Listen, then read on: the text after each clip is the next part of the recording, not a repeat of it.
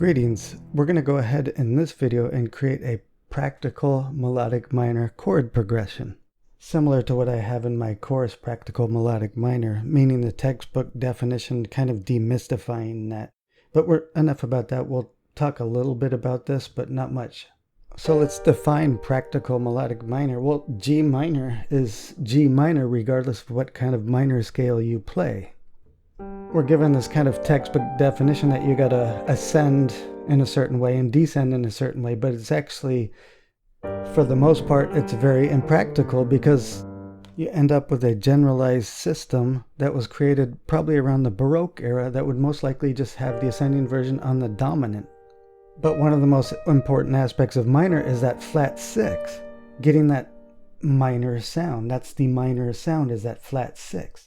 And so we're presented with also this problem. There's natural minor, there's melodic minor, there's harmonic minor.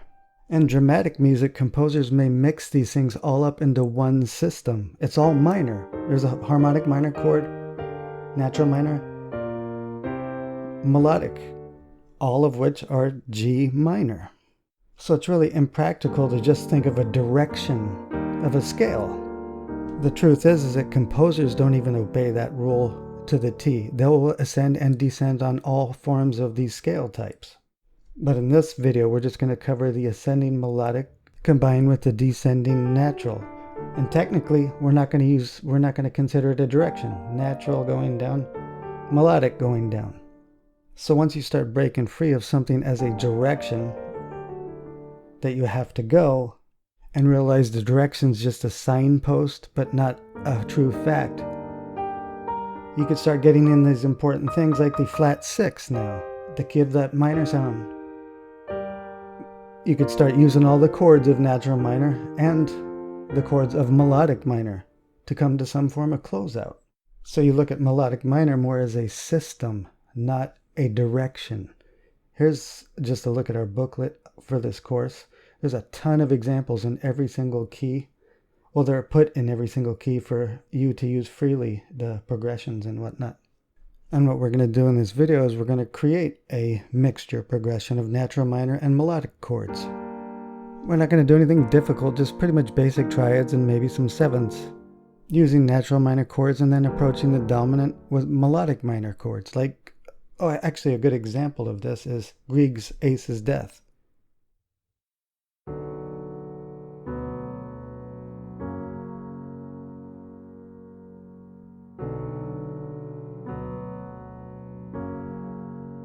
So he gets in this characteristic aspect of minor, that flat six,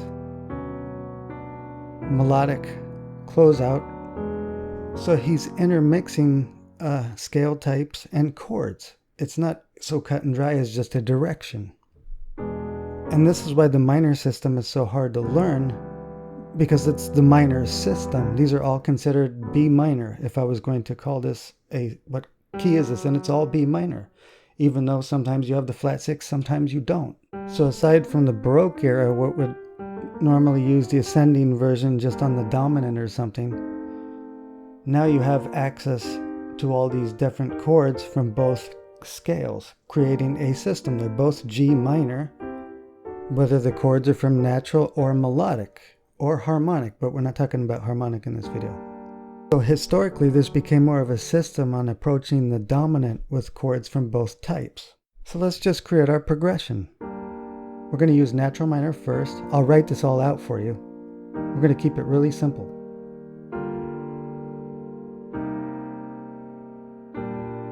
Melodic chords. Unlike Grieg, you're approaching the dominant with melodic chords instead of a scale direction.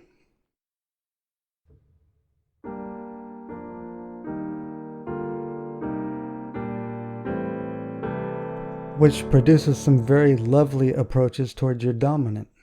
These are kind of color-coded. The greens are, either neutral or from natural, and then the yellow is melodic chords. So I'm going to go ahead and do something here. I'm going to use a very sustained, like full ensemble patch, choir and strings, and play through this.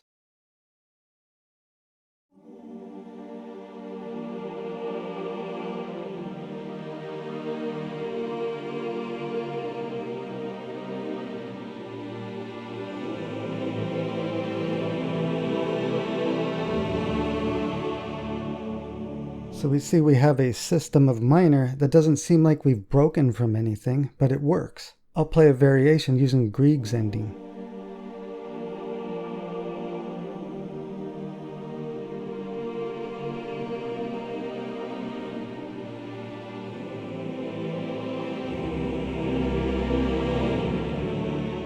So that produces just a lovely cadence towards the dominant, a half cadence, that becomes very, very dramatic sounding, but yet is still part of this minor system and has a little bit different essence to it than using pure harmonic minor or pure melodic minor or pure natural minor. It's like learning chromatic harmony. You start to learn what works by intermixing these two things.